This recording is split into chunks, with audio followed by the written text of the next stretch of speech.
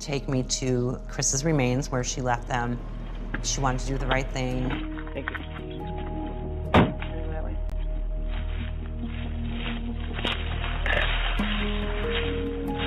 What would the biggest piece of bone be that you, Torso. the torso, and that was here? Yeah. So then we should find ribs, and I think that generally The skull should be the biggest, though. As she's talking, she has no guilt at all. So carefree, like no big deal. This was not exactly a somber day for her. I smoked dinner. Yeah. She had a lot of cigarettes. And then she asked for a cheese pizza for lunch. I like cheese pizza. Just cheese? And maybe a soda. Can you bring pizza? Rob the Bruce here. I'm now heading to the location of where 36-year-old Kelly Cochran dumped her former lover's remains after she chopped him up and served his remains to neighbors at a barbecue.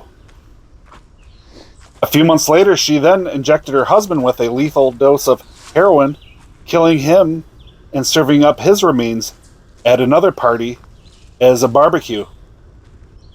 Neighbors said that she served them all strange and gross tasting burgers, but never suspected that it was human remains in the burgers. Investigators said that she may have killed as many as 15 people in the UP of Michigan. She is now serving a life sentence in prison. It's a very strange story and very scary that somebody could do this. But we will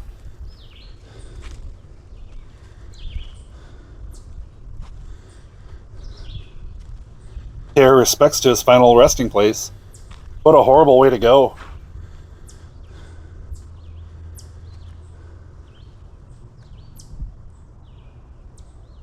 These woods are very eerie too. Very quiet, and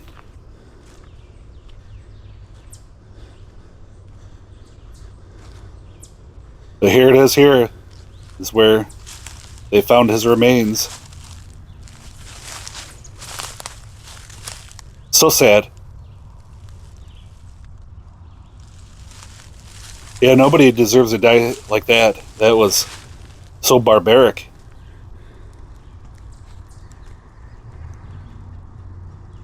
And I feel bad for the neighbors at a barbecue eating food, and then she brings over hamburgers and says, "You want to try my hamburgers I just made?" They were trying to be nice and say, "Oh yeah, they're really good," but they said that they were nasty tasting, but never suspected that they were human remains in them. Yeah, that will haunt them for the rest of their life. They said like 7 or 8 people ate them hamburgers that were barbecued. Yeah, totally surreal to think about it. But this is where she took whatever was left after she cooked up all the meat off of the human and threw it over here, discarded them.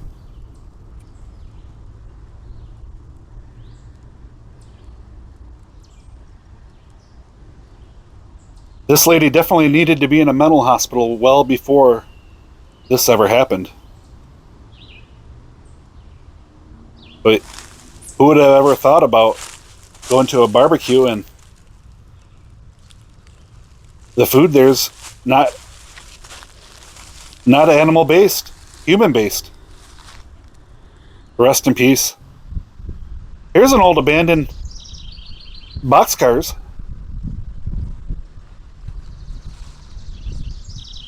I don't know how long they've been sitting here. It must be about 30, 40 years. They haven't been used in a long time. But I love seeing these.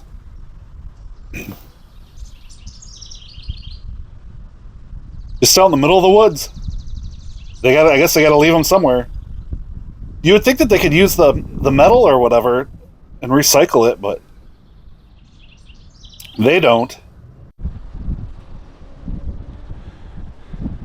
Let's walk in here and see if we can maybe go in and see what they look like inside. I've never seen inside one.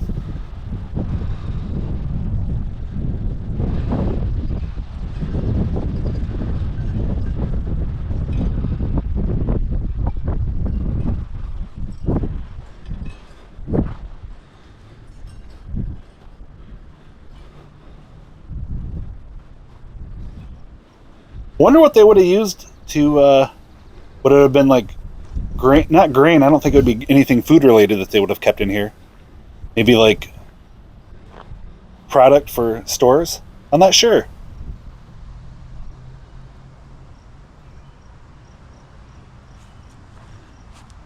Trying to think what they would put in there.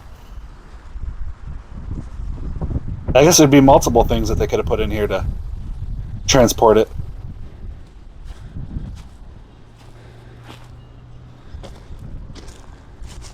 Yeah, these tracks are, a lot of it is missing. They probably haven't been used in 70, 80 years. And I'm not too sure on this boxcar how old it is, but a lot of it has wood around it, so I imagine it's pretty old. I don't think they use wood or anything on boxcars anymore. It'd be horrible to be in one and then the door shuts on you and you're trapped in here. How would you ever get out? Yeah, there's the old part. Yeah, I don't think they use wood anymore on them, but what a horrible way to go. I'm surprised nobody's made a movie on, like a horror movie on somebody being trapped in a boxcar. If you're in the movie industry, I get credit for that. Horror movie about boxcars, being trapped in a boxcar. I need to get some credit for that. I got the idea. This was a former restaurant here. I think it's been torn down. It was torn down back in the 1930s, but you can still see some of the remains of it. It was a rather large restaurant, what I've been told. There's an old train scale station up there. It's probably from the 1880s, 1890s. It probably hasn't been used since 1920 at least. It's still falling apart. Whoa, big snake. I don't know if I caught that on camera, but he went up in there. This is the third day in a row I've stumbled upon a snake.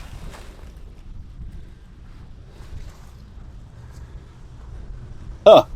Well, let him go home.